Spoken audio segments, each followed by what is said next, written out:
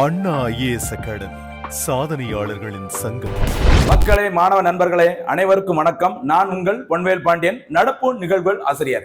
இன்றைய தினம் ஆகஸ்ட் 23ஆம் தேதி 23ஆம் தேதிக்குரிய நடப்பு செய்திகளை டிஎன்பிஎஸ் புதிய பாடத்திட்டத்தின்படி எப்படிலாம் சமீபத்தில் டிஎன்பிஎஸ்ல இருந்து நம்மள காலி பண்ற மாதிரி ட்விஸ்ட் வச்சு எப்படிலாம் கேள்வி கேட்கிறாங்களோ அதன் அடிப்படையில் சப்ஜெக்ட்ல இருந்தும் சரியா நடப்பு செய்தியில இருந்தும் ஸ்ட்ராட்டஜிக்ல இருந்தும் எல்லாம் சேர்த்து ஒரே வீடியோவா நம்ம தினந்தோறும் முடிஞ்ச அளவுக்கு சிறப்பான முறையில் கொடுத்துட்டு இருக்கோம். நிறைய பேர் தொடர்ந்து ஃபாலோ பண்ணிட்டு இருக்கீங்க. சரியா, கரெக்டா ஃபாலோ பண்ணிட்டு வாங்க. அந்த நோட்ஸ் எல்லாமே ஒரு நோட்டு போட்டு எழுதினா இன்னும் சிறப்பா இருக்கும். ரொம்ப முக்கியமா நடுவில் கேட்கிற அந்த போனஸ் கேள்விகளுக்கும் இறுதியா கேட்கிற அந்த சூப்பர் 6 கேள்விகளுக்கும் சிறப்பான முறையில் கண்டிப்பா பதில்கள் சொல்லுங்க. சீக்கிரமா நம்ம ஒரு அரசு பணியில் அமர்வது உறுதி. ஆரம்பிக்கலாமா? இன்றைய தினம் ஆகஸ்ட் 23 நடப்பு செய்திகள். ஃபர்ஸ்ட் பாயிண்ட் பாருங்க, ஒரு முக்கியமான ஒரு தேசிய தினம் ஆகஸ்ட் 23ஆம் தேதி. சரியா, தேசிய விண்வெளி தினம். ஓகேவா, தேசிய விண்வெளி நேஷனல் ஸ்பேஸ் டேன்னு சொல்லுவாங்க. அதாவது சந்திராயன் 3. ஓகேவா, சந்திராயன் என்பது உங்களுக்கு தெரியலாமா? சந்திராயன். ஓகேவா, சந்திராயன் இது வந்து எல்லாம் இந்த சந்திராயன் திட்டம் என்பது நிலாவை ஆராய்ச்சி செய்வதற்கான இஸ்ரோ அறிவித்துள்ள திட்டம். இந்த சந்திராயன் 1 என்பது பார்த்தீங்கன்னா 2008ஆம் ஆண்டும், சந்திராயன் 2 என்பது 2019ஆம் ஆண்டும், சந்திராயன் 3 அந்த விண்கலமானது ஜூலை 14, 2023 அன்று ஸ்ரீஹரிகோட்டாவிலிருந்து வெற்றிகரமாக அனுப்பப்பட்டது. அவ்வாறு அனுப்பப்பட்ட இந்த சந்திராயன் 3 விண்கலமானது ஆகஸ்ட் 23, 2023 ஃபேன்சி நம்பரா இருக்கு பாத்துக்கோங்க. ஆகஸ்ட் 23, 2023 அன்றைக்கு பார்த்தீங்கன்னா நிலாவின் தென் பகுதியில இந்த சாஃப்ட் லேண்டிங் சொல்ற மென்மையான தரையிறக்கம் மேற்கொண்டது. சரியா, இப்படி தரையிறங்கிய ஆகஸ்ட் 23ஆம் தேதி அன்றுதான் ஓகேவா அந்த தினத்தை தான் இந்திய அரசானது என்ன தினமா அறிவிச்சிருக்காங்க? தேசிய விண்வெளி தினம். இன்னொரு விஷயம், இந்த ஆகஸ்ட் 23ஆம் தேதியில அந்த நிலாவின் சந்திரன் 3 தரையிறங்கிய இடத்திற்கு வைக்கப்பட்ட பெயர் சிவசக்தி. ஏதோ சக்தி நினைச்சு ஃப்ளோல போறாதுங்க. ஓம் சக்தி பராசக்தி அப்படிங்கிற மாதிரி கன்ஃபியூஸ் பண்ணி விட்டுருவாங்க. கவனமா இருக்கு. என்ன சக்தி? சிவனும் சக்தியும். சிவசக்தி மறந்துடாதீங்க. சரியா, ஓகே. இங்க பாருங்க, 2023 சந்திராயன் வெற்றிகரமாக அனுப்பப்பட்டு எல்லாமே சோதனைகள்லாம் சூப்பரா பண்ணிட்டாங்க. அதனை தொடர்ந்து இந்திய அரசு பார்த்தீங்கன்னா ஆகஸ்ட் 23 தேசிய விண்வெளி தினமாக அறிவிக்கப்பட்டது. முதல் முறையாக இந்த தேசிய விண்வெளி தினம் கொண்டாடப்பட்ட வருஷம் 2024. 23ல விண்கலத்தை அனுப்புறாங்க சந்திராயன் 3. 24ல தான் முதல் முறையாக தேசிய விண்வெளி தினம் கொண்டாடப்படுகிறது. நடப்பு ஆண்டுல இன்றைய தினம் ஆகஸ்ட் 23ஆம் தேதி 2வது தேசிய விண்வெளி தினம் கொண்டாடப்படுகிறது. சரியா, 2வது முறையாக மறக்கக்கூடாது. சரியா, ஓகே. பாருங்க, அதான் நமக்கு சொல்லிருக்கோம். ஆகஸ்ட் 23, 2024 அன்று முதலில் இந்த தேசிய விண்வெளி தினம் கொண்டாடப்பட்டது. ஓகேவா, அதோட காரணம் தான் கொடுத்து பாருங்க. சந்திராயன் 3 விண்கலமானது நிலாவில் தரையிறங்கிய நாள் ஆகஸ்ட் 23, 2023. ஓகேவா, நிலாவின் தென் பகுதியில் தரையிறங்கிய அந்த இடத்தில் வைக்கப்பட்ட பெயர் என்ன பெயர்மா? சிவசக்தி. மறந்துடாதீங்க. ஓகேவா, இதுதான் ஆரம்பத்துல இந்த தினத்துக்கான முக்கிய தினங்கள். அது தொடர்பான சயின்ஸ் அண்ட் டெக்ல இருந்தும் ஒரு செய்தி பார்த்தாச்சு. கவனமா இருக்கு. அடுத்து போலாமா? அடுத்து பாருங்க, இன்னொரு செய்தி. நம்ம தொடர்ந்து வீடியோ பாக்குறவங்களுக்கு தெரியும், இந்த நியூஸ் வந்துட்டு எத்தனை முறை செய்தியில வந்துட்டே இருக்கு அப்படின்னு சொல்லிட்டு ஆல்ரெடி சொல்லியிருக்கிறோம். எந்த செய்தி ரிப்பீட்டடா வருதோ அதுதான் எக்ஸாம்ல பெரும்பாலும் கேட்பாங்க. கொஞ்சம் கவனமா இருங்க. சரியா, பாருங்க, பாரதிய அந்தரிக்ஷ் ஸ்டேஷன் சொல்லுவாங்க. சரியா, BAS, பாரதிய அந்தரிக்ஷா ஸ்டேஷன் அல்லது பாரதிய அந்தரிக்ஷ் ஸ்டேஷன், அதாவது தமிழ்ல இந்திய விண்வெளி நிலையம் சொல்லுவாங்க. ஓகேவா, பாருங்க, தேசிய விண்வெளி தினத்தை முன்னிட்டு இந்தியாவின் முதல் சுற்றுப்பாதை ஆய்வகமான விண்வெளி சுற்றுப்பாதை ஆய்வகமான பாரதிய அந்தரிக்ஷ் அல்லது இந்திய விண்வெளி நிலையத்தின் மாதிரியை டெல்லி பாரத் மண்டபத்தில் இஸ்ரோ காட்சிக்கு வைத்துள்ளது. சரியா, பாரத் மண்டபம் அமைந்துள்ள இடம் டெல்லி. இந்த பாரத் மண்டபத்துல இந்தியாவின் மத்திய அரசு தொடர்பான நிறைய மாநாடுகள், முக்கியமானது இப்படி இந்த மாதிரி சில சம்பவங்கள் எல்லாமே அங்குதான் நடைபெறுகிறது. இந்த பாரத் மண்டபத்தில் தான் 2023ஆம் ஆண்டு 18வது G20 மாநாடு நடைபெற்றது. குறிப்பிடத்தக்க ஒரு விஷயம். சரியா, இந்த பாரத் மண்டபத்துல தேசிய விண்வெளி தினம் 2வது தேசிய விண்வெளி தினத்தை முன்னிட்டு நம்ம வந்துட்டு விண்வெளியில மிதக்கும் ஒரு ஆய்வகத்தை உருவாக்க போறோம். அதுக்கு வச்ச பேர் என்னதுமா? பாரதிய அந்தரிக்ஷ் ஸ்டேஷன் சொல்லுவாங்க, இந்திய விண்வெளி நிலையம். அது எப்படி இருக்க போகுது? அதோட முதல் தொகுதி ஃபர்ஸ்ட் பார்ட் வந்துட்டு எப்படிலாம் எது இருக்க போகுது அப்படின்னு சொல்லிட்டு அதோட மாடல் ஒரு மாதிரியை காட்சிப்படுத்திருந்தாங்க. அதுதான் இந்த தினத்துல செய்தித்தாளில் இடம்பெற்றுள்ளது. சரியா, பாருங்க, ஆகஸ்ட் 23ஆம் தேதி தேசிய விண்வெளி தினத்தை முன்னிட்டு இந்த ஏற்பாட்டை இஸ்ரோ செய்துள்ளது. இஸ்ரோவின் தற்போதைய தலைவர் 11வது தலைவர் வி நாராயணன் ஃப்ரம் தமிழ்நாடு. மறக்கக்கூடாது. சரியா, ஓகே. வரும் 2028ஆம் ஆண்டிற்குள் முதலாவது விண்வெளி ஆய்வு தொகுதியை நிறுவ இஸ்ரோ திட்டமிட்டுள்ளது. சரியா, அதாவது இந்த இந்திய விண்வெளி நிலையம் பாரதிய அந்தரிக்ஷா ஸ்டேஷன் அப்படிங்கிறத 2035ஆம் ஆண்டுக்குள்ள முழுசா கட்டி முடிக்க போறோம் சொல்லியிருக்காங்க. இது வந்து 5 தொகுதிகளை உள்ளடக்கியதாக இருக்கும் சொல்லியிருக்காங்க. இதோட முதல் தொகுதி தான் 2028ஆம் ஆண்டு நாங்க வந்து ஆரம்பிக்க போறோம் சொல்லியிருக்காங்க. அது தொடர்பான ஒரு காட்சி தான். ஓகேவா, ரீசெண்டா டெல்லி பாரத் மண்டபத்துல யார் காட்சிப்படுத்தினாங்க? இஸ்ரோ. மறக்க கூடாது. சரியா? பாருங்க, இந்த BAS-01 அதான் பாரதிய அந்தரிக்ஷ் ஸ்டேஷன் 01 தொகுதி 10 டன் எடை உள்ளதாக இருக்கும். இது பூமியிலிருந்து 450 கிலோமீட்டர் உயரத்தில் குறைந்த பூமி சுற்றுப்பாதையில் நிலைநிறுத்தப்படும். எத்தனை கிலோமீட்டர்மா? 450 கிலோமீட்டருக்கு மேல நிலைநிறுத்தப்படும் அந்த முதல் தொகுதி தான் BAS-01. அதுதான் இஸ்ரோ ஒரு மாதிரி அதோட மாடலை வந்து காட்சிப்படுத்திருக்கிறார். சரியா?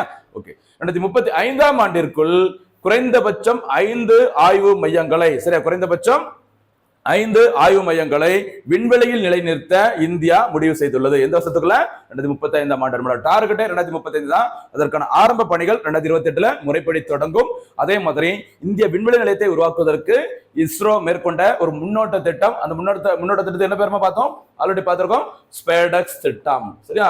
மறக்க கூடாது. ரொம்ப ரொம்ப முக்கியமான திட்டம், மறக்காதீங்க. சரிங்களா? அடுத்து போலாமா? இவங்க என்ன பார்த்திருக்கோம்? பாரதிய அந்தரிக்ஷ ஸ்டேஷன் ரீசெண்டா அதோட தொகுதி 1 முதற்கட்ட அந்த தொகுதியை வந்து காட்சிப்படுத்திருக்காங்க டெல்லி பாரத் மண்டபத்துல. இதற்கு முக்கியமான பேக்ரவுண்ட் நியூஸ் என்னன்னு பாத்தீங்கன்னா, தேசிய விண்வெளி தினம் 2வது முறையாக ஆகஸ்ட் 23 அன்று கொண்டாடப்பட்டது. இதை முன்னிட்டு தான் இஸ்ரோ அந்த BIS ஓட முதல் தொகுதியை காட்சிப்படுத்திருக்கிறார். சரியா? அடுத்து பாருங்க. சரி, இது இந்தியாவில் இருக்கிற அந்த விண்வெளி நிலையம் அமைக்க போற அந்த விண்வெளி நிலையத்தை பத்தி பார்த்தாச்சு. இது இனிமே நம்ம இந்த பகுதியில் பார்க்க போறது உலகின் முதல் விண்வெளி நிலையம். இதுக்கு முன்னாடி எங்கெல்லாம் இந்த ஸ்பேஸ் ஸ்டேஷன் இருக்குது, யாரால் உருவாக்கப்பட்டது, எந்த வருஷம் அப்படிங்கிறத பார்க்க போறோம். சரியா? பார்த்துக்கோங்க. உலகின் முதல் விண்வெளி நிலையம் சல்யூட் 1 ஆகும். சரியா? சல்யூட் 1. சரியா? யாரால் உருவாக்கப்பட்டது? Soviet union. இது சோவியத் யூனியன்னா ஒருங்கிணைந்த ரஷ்யா. தற்போதைய ரஷ்யா இருக்காங்கல்ல, அந்த ரஷ்யா தான் ஏப்ரல் 19, 1971 அன்று பூமியின் தாழ்வான சுற்றுப்பாதையில் நிறுவப்பட்டது. ஓகேவா? சரி, ஞாபகம். உலகின் முதல் அந்த விண்வெளியில் அமைக்கப்பட்ட அந்த ஆய்வகத்தின் பெயர் சல்யூட் 1. அதை உருவாக்குனது ரஷ்யா. எப்பன்னு பாத்தீங்கன்னா ஏப்ரல் 19, 1971. மறந்துடாதீங்க. சரியா? ஞாபகம். 1971 வேற என்ன வரணுமா? இந்தியாவிலே முதல் முறையாக மாநில திட்டக்குழு தமிழ்நாட்டில் உருவாக்கப்பட்டது. சிப்காட். சரி, சிப்காட் உருவாக்கப்பட்டது 1971. இது எல்லாமே 1971. அதே வருஷத்துல முதல் முறையாக பார்த்தீங்கன்னா ஒரு முதல் விண்வெளி நிலையத்தை அமைச்சது ரஷ்யா. அந்த விண்வெளி நிலையத்தில் வைக்கப்பட்ட பெயர் சல்யூட் 1. ஓகேவா? ஓகே, ரஷ்யா பண்ணிட்டாங்க. அவங்களுக்கு முக்கியமா போட்டி இருக்கிற இன்னொரு நாடு அமெரிக்கா. அந்த அமெரிக்காவின் முதல் விண்வெளி நிலையத்தின் பெயர் ஸ்கை லேப் ஆகும். சரி, ஸ்கை லேப். ஓகேவா? ஸ்கை லேப் ஞாபகம் மறக்க கூடாது. ஓகேவா? யாரால் உருவாக்கப்பட்டது? அமெரிக்காவின் முதல் விண்வெளி நிலையத்தின் பெயர். இது எப்போ வந்துட்டு நிறுவப்பட்டது அப்படின்னு பார்த்தீங்கன்னா, அதுக்கு அடுத்து ஒரு 2 வருஷம் கழிச்சு, அதாவது May 14, 1973 அன்னைக்கு பார்த்தீங்கன்னா நாசா அமைப்பினால் ஏவப்பட்டது. ஓகேவா? நாசா உருவாக்கப்பட்டது 1958. அதே 58ல DRDO, இந்தியாவின் இந்த பாதுகாப்புத்துறை தொடர்பான தலைமை ஆராய்ச்சி அமைப்பு DRDOவும் இந்த நாசாவும் உருவாக்கப்பட்ட வருஷம் 1958. மறந்துடாதீங்க. சரிங்களா? இந்த நாசா தான் 1973ல அமெரிக்காவிற்கான முதல் விண்வெளி நிலையத்தை அனுப்புனாங்கம்மா. அந்த விண்வெளி நிலையத்துக்கு வைக்கப்பட்ட பேர் தான் ஸ்கை லேப். மறந்துடாதீங்க. சரி, அப்ப ஃபர்ஸ்ட் உலகின் முதல் விண்வெளி நிலையம் சல்யூட். அது வந்து சல்யூட் 1 சொல்லுவாங்க. ரஷ்யாவுடையது. அது வந்து 71ல அனுப்புனாங்க.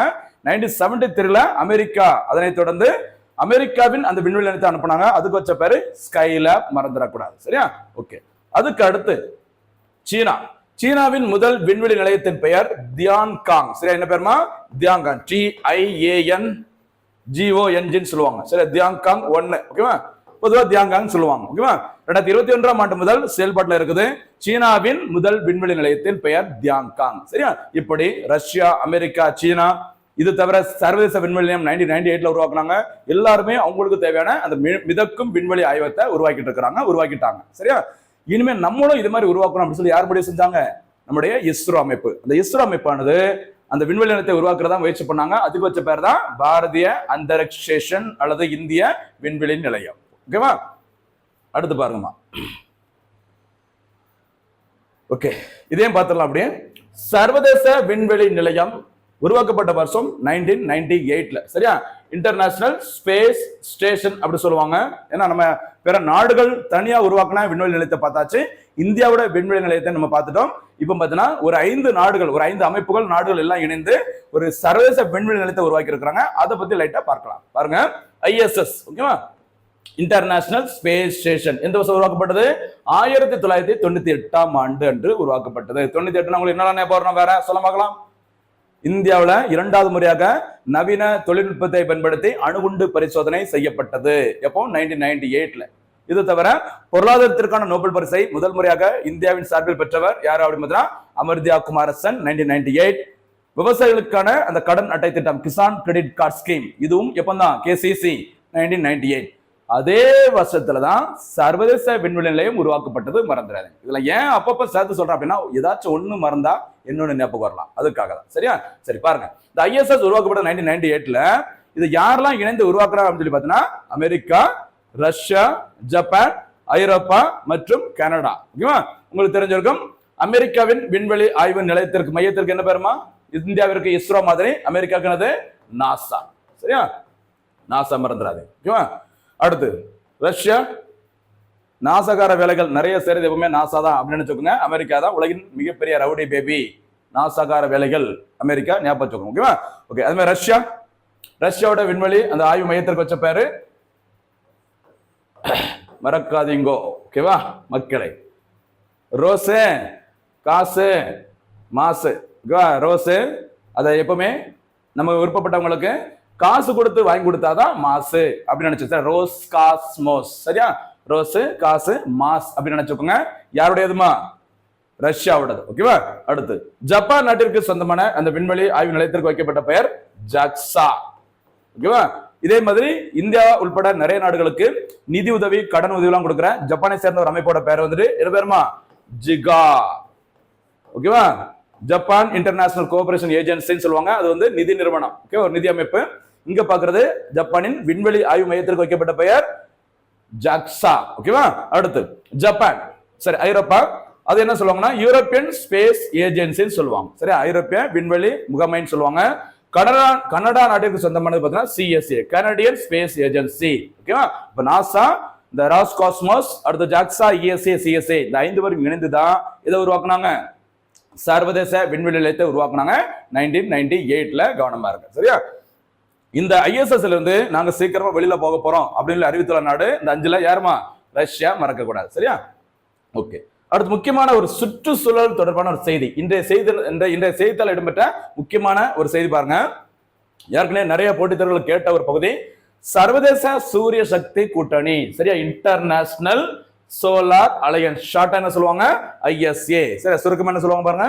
ISA என்று அழைக்கப்படும் அமைப்பு இன்டர்நேஷனல் சோலார் அலையன்ஸ். ஓகேவா? பாருங்க, சர்வதேச சூரிய சக்தி கூட்டணி என்பது சூரிய ஆற்றல் வளத்தினை அதிக அளவில் பயன்படுத்துவதை ஊக்குவிப்பதற்காக இந்தியாவும் பிரான்சும் இணைந்து 2015ஆம் ஆண்டு அன்று தொடங்கிய ஒரு உலகளாவிய முயற்சியாகும். சரியா? உங்களுக்கு தெரிஞ்சிருக்குமா? இந்த காப் அப்படி சொல்லுவாங்கல்ல, COP அப்படின்னா கான்ஃபரன்ஸ் ஆஃப் பார்ட்டிஸ், பருவநிலை மாற்றம் தொடர்பான ஒரு முக்கியமான அந்த மாநாட்டின் பெயர் தான் காப் மாநாடுகள் சொல்லுவாங்க. அதுல காப் 21 21வது பருவநிலை மாநாடு நடைபெற்ற வருஷம் 2015. சரியா? 2015ல எங்க நடைபெற்றது அப்படின்னா பிரான்ஸ் தலைநகரம் என்னமா? பாரிஸ். பாரிஸ்ல தான் நடைபெற்றது.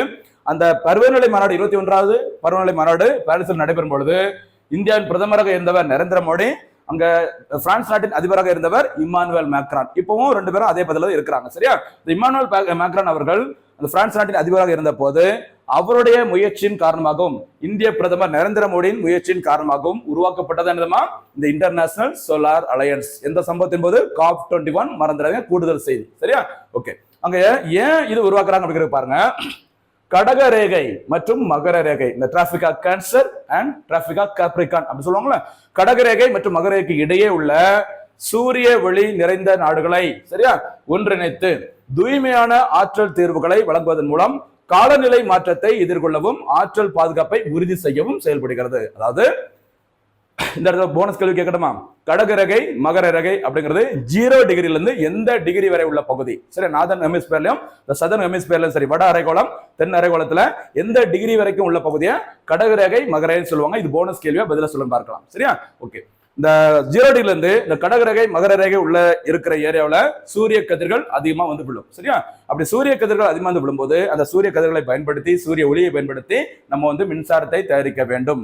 இதன் மூலம் சுற்றுச்சூழலுக்கு அந்த அளவுக்கு பாதிப்பு ஏற்படாது. ஓகேவா? அப்படின்னு ஒரு கருத்தை நரேந்திர மோடி அவர்கள் சொல்லி பிரான்ஸ் அதிபர் இம்மானுவேல் மேக்ரான் இணைந்து அறிவித்த ஒரு கூட்டணிக்கு தான் என்ன பேரு? சர்வதேச சூரிய சக்தி கூட்டணி. சரியா? பாத்துக்கணும், ரொம்ப முக்கியமானதுமா. இந்த மாநாட்டின் போது உருவாக்கப்பட்டது அப்படின்னு கேட்கலாம். ஃபியூச்சர்ல மெயின்ஸ்ல சுற்றுச்சூழலை பாதுகாப்பதற்கு இந்தியாவோட நடவடிக்கை, ஓகேவா, மத்திய அரசு முயற்சிகள் எவன்னு சொல்லும் போதும் இதுவும் முக்கியமானது, கவனம் பாருங்க. சரியா, பாருங்க. இந்த ISA சரி, இன்டர்நேஷனல் சோலார் அலையன்ஸ் உருவாக்கப்பட்டது நவம்பர் 30, 2015. சரி, அந்த COP21 மாநாடு சரியா நடைபெற்றது எங்கன்னு பார்த்திருக்கோம், பாரிஸ்ல. அந்த மாநாட்டின் போது நவம்பர் 30, 2015 என்று இந்த அமைப்பு உருவாக்கப்படுவதாக அறிவிக்கப்பட்டது. ஓகேவா, நிறுவப்பட்ட இடம் சரியா, முதல்ல நிறுவப்பட்ட இடம் எங்கன்னு பார்த்தீங்கன்னா அந்த மாநாடு COP21 மாநாடு நடைபெற்ற இந்த பாரிஸ்ல நிறுவப்பட்டது.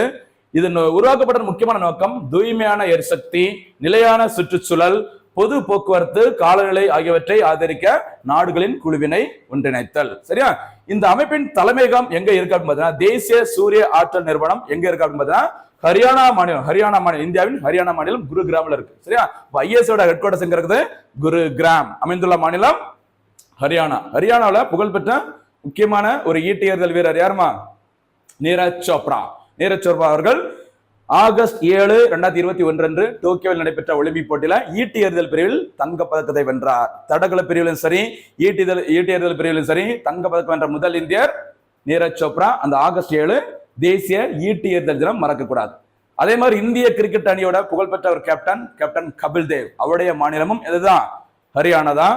அதே மாதிரி கல்பனா சாவ்லா அவர்கள், அவருடைய மாநிலமும் ஹரியானா தான், மறந்துடாதீங்க. ஓகேவா, அடுத்து இந்த ISA அமைப்பின் தற்போதைய தலைமை இயக்குநராக டைரக்டர் ஜெனரலாக இருப்பவர் யார் அப்படின்னு பார்த்தீங்கன்னா ஆஷிஷ் கண்ணா. அப்ப நமக்கு என்ன பார்த்திருக்கோம், ISA சர்வதேச சூரிய சக்தி கூட்டணி 21வது பருவநிலை மாநாடு பாரிஸ் நடைபெற்ற போது உருவாக்கப்பட்டது. இதன் தலைமையிடம் இந்திய மாநிலம் ஹரியானாவில் அமைந்துள்ள குருகிராம், மறந்துடக்கூடாது. இதுல கடகரேகை மகரரேகைக்குள்ள நாடுகள் உறுப்பினர்கள் இணைய முடியும்னு சொல்லி ஃபர்ஸ்ட் அறிவிச்சிருந்தாங்க. இப்ப யாரு நாளும் விருப்பப்பட்டிருக்காங்க இந்த அமைப்புல சேர முடியும்னு சொல்லியிருக்காங்க. கிட்டத்தட்ட 120+ மெம்பர்ஸ் இதுல உறுப்பினரா இருக்கிறாங்க. சரியா, அடுத்து போலாமா. அடுத்து முக்கியமான ஒரு செய்திமா, தமிழக செய்தி. அதுல என்னன்னு பாருங்க, நாய்களுக்கான மாநில கொள்கை வெளியிடப்பட்ட வருஷம் 2024. டெய்லி நியூஸ் பேப்பர்ல வந்துட்டு இருக்குது. சரியா, நாய் கடிச்சது, இவங்க இறந்துட்டாங்க, குழந்தைகளை கடிச்சிட்டு போகுது. இன்னைக்கு ஏதோ ஒரு மாநிலத்துல ஒரு சிறுத்தையை கூட ஒரு நாய் கடிச்சு பிடிச்சு இழுத்துட்டு போகுது. சிறுத்தைக்கே அந்த கதை. சரி, அந்த மாதிரி ஒரு சோகமான ஒரு சம்பவம் அப்படின்னா நமக்குலாம் எப்படி இருக்குன்னு சொல்லி பார்த்துக்கோங்க. சரியா, அந்த மாதிரி அந்த நாய்களை வளர்ப்பதற்கான சில ரூல்ஸ் அண்ட் ரெகுலேஷனை தமிழ்நாடு அரசு வெளியிட்டு இருக்காங்க. என்ன பேர்ல, நாய்களுக்கான மாநில கொள்கை. எந்த வருஷம், 2024. சரி, 24 மணி நேரமும் நாய்கள் தான். சரி, அந்த டாக்ஸ் தான் நம்மள வந்துட்டு பாதுகாப்பா வச்சிருக்குது. இருந்தாலும் ஓகேவா, சில பிரச்சனைகள் இந்த தெரு நாய்கள் மூலமாக வருகிறது. ஓகேவா, அதற்கு என்னென்ன விதிமுறைகளை ஃபாலோ பண்ணணும் அப்படிங்கிற மாதிரி மத்திய தமிழ்நாடு அரசானது ஒரு பாலிசியை வெளியிட்டு இருந்தாங்க. எந்த வருஷமா, 2024ஆம் ஆண்டு. ஓகேவா, கரெக்டா தடுப்பூசியை போடணும், அந்த நாய்கள் வளர்ப்பவங்க அதற்கான லைசன்ஸ் கரெக்டா வாங்கியிருக்கணும், இல்லாட்டினா இவ்வளவு ரூபாய் ஃபைன் அப்படின்னு நிறைய விஷயங்கள் சொல்லியிருக்காங்க. லைட்டா நம்ம என்ன சொல்லி பார்த்தா போதும். பாருங்க, தமிழக அரசு நாய்களுக்கான மாநில கொள்கையை செப்டம்பர் 27, 2024 அன்று வெளியிட்டது. மறக்காதீங்கமா, இப்படி கேட்கலாம். ஓகேவா, இந்த கொள்கையில அறிவிக்கப்பட்ட முக்கியமான ஒரு அம்சம் 11 இன நாய்களை தமிழ்நாட்டில் வளர்க்க தடை என்று இந்த அறிக்கை கூறுகிறது. சில நாய்களை வளர்ப்பது நம்முடைய மனிதர்களுக்கு ஆபத்து. ஓகேவா, எப்படி இருந்தாலும் அது வந்து ஒரு விலங்கு தான், ஒரு அனிமல் தான், அவருடைய புத்தியை சில டைம்ல காட்டிடும். அதனால ஒரு 11 வகையான இன நாய்கள் தமிழ்நாட்டில் வளர்க்க கூடாது அப்படிங்கிற மாதிரி சொல்லியிருக்கிறாங்க. சரியா, மேலும் இது பற்றி விரிவான கொள்கை, அதாவது நாய்கள் வளர்ப்பதற்கான உரிமம் மற்றும் சில நாய் இனங்களை வளர்ப்பதற்கான தடை போன்றவை 2025ஆம் ஆண்டு வெளியிடப்பட்டன. நமக்கு எக்ஸாம்ல கேட்க வாய்ப்பு என்ன இருக்கு அப்படின்னா, ஏன்னா நாய்கள் பிரச்சனை நிறைய போயிட்டே இருக்குது. குழந்தைகளை கடிச்சிட்டு போகுது, பெரியவங்களை கடிக்குது, ஆடு மாடு கோழி எல்லாத்தையும் இந்த நாய்கள் வந்து நிறைய கடிச்சிட்டு போகுது அப்படின்னு சொல்லிட்டு செய்தியில வர்றதுனால இதை தடுப்பதற்கு தமிழ்நாடு அரசு என்ன நடவடிக்கை மேற்கொண்டாங்க அப்படின்னு பார்த்தா 2024ஆம் ஆண்டு இதற்காகவே ஒரு கொள்கை வெளியிடப்பட்டுள்ளது. கவனமா இருக்கு. சரியா, எத்தனை வகையான நாய் இனங்களை தமிழ்நாட்டை வளர்க்க தடை? 11. சரி, கிரிக்கெட்ல இந்த பிளேயிங் 11 ஆடும் 11 சொல்லுவாங்கல்ல, அந்த மாதிரி 11 ஞாபகம் வச்சுக்கணும். அடுத்து முக்கியமான ஒரு ஸ்போர்ட்ஸ் நியூஸ் பாருங்க, விளையாட்டு செய்தி. சில பேர் நினைக்கலாம் விளையாட்டு செய்திலாம் சிலபஸ்ல இல்லையே அப்படின்னு சொல்லிட்டு, ஆனாலும் ஒவ்வொரு எக்ஸாமும் விளையாட்டு செய்தியில இருந்து ஏதாச்சும் கேள்விகள் வருது. அந்த விளையாட்டு தொடர்பான விருதா இருக்கலாம், இல்லாட்டி அந்த விளையாட்டோட தொடர்புடைய முக்கியமான ஏதாவது நபரா இருக்கலாம். இந்த வகையிலும் கொஸ்டின்ஸ் வருது, கவனமா இருக்கும். ஓகேவா, 12வது ஆசிய ஹாக்கி ஆசிய கோப்பை ஹாக்கி போட்டி 2025ஆம் ஆண்டு ஓகேவா எங்க நடைபெற உள்ளதுன்னு பாருங்க. பீகார் மாநிலம். சரி, பீகார் மாநிலம் ராஜ்கிரில். சரி, ராஜ்கிரில் ஆகஸ்ட் 29 தினம் தேசிய விளையாட்டு தினம். மேஜர் தயான்சந்த் அவருடைய பிறந்த நாள். மேஜர் தயான்சந்த் பேர்ல தான் இந்தியாவில் விளையாட்டுக்கான அந்த உயரிய விருது மேஜர் தயான்சந்த் கேல் ரத்னா விருது வழங்கப்படுகிறது.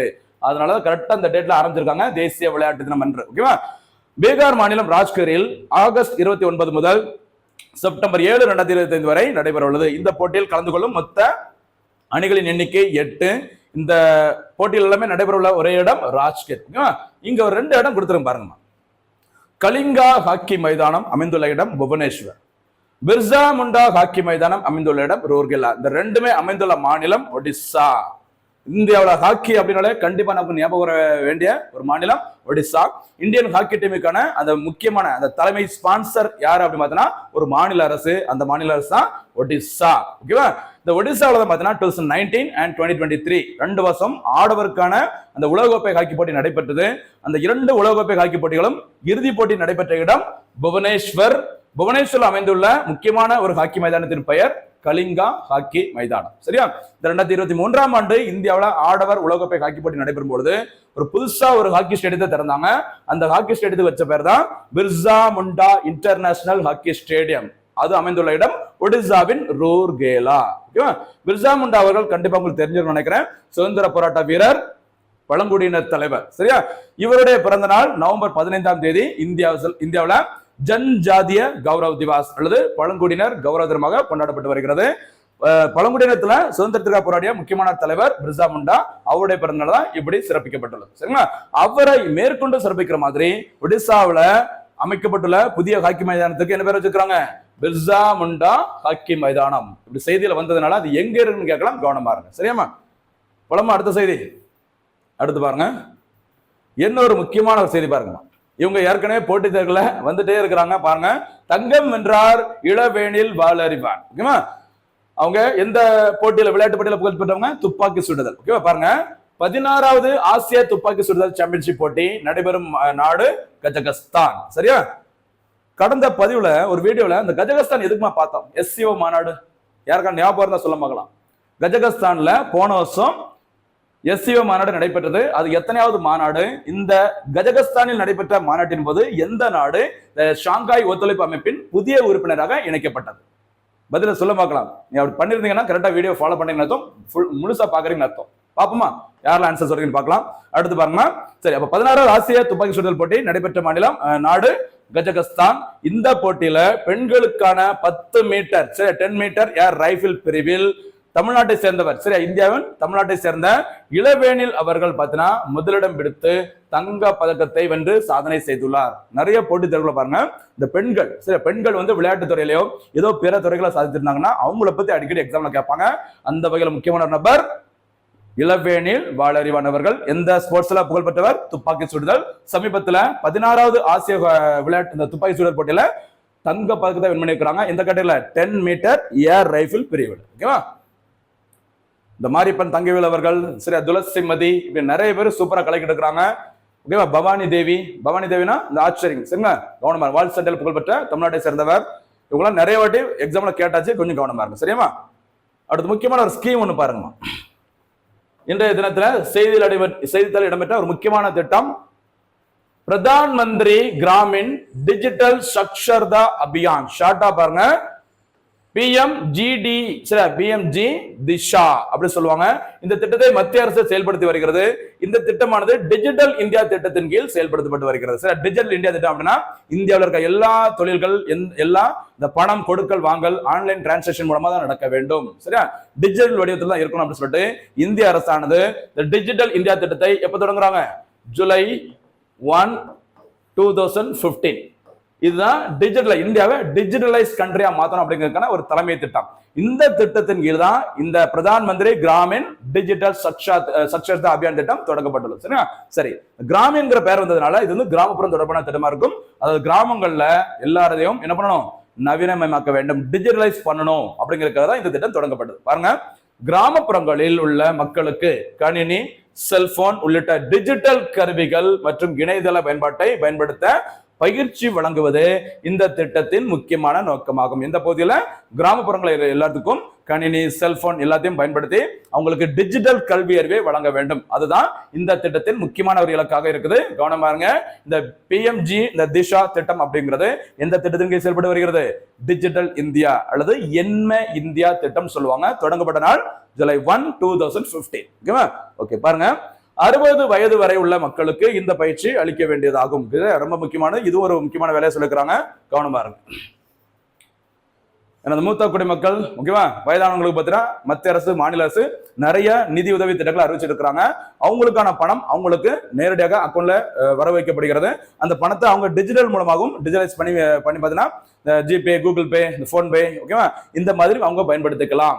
யாரும் அவங்ககிட்ட இருக்க பணத்தை தேவையில்லாம ஆட்டை போட்டக்கூடாது. ஓகேவா, அதற்காக தான் இந்த திட்டத்தை சூப்பரா கொண்டு வந்திருக்காங்க. ரொம்ப முக்கியமானது. அடுத்து பாருங்கம்மா,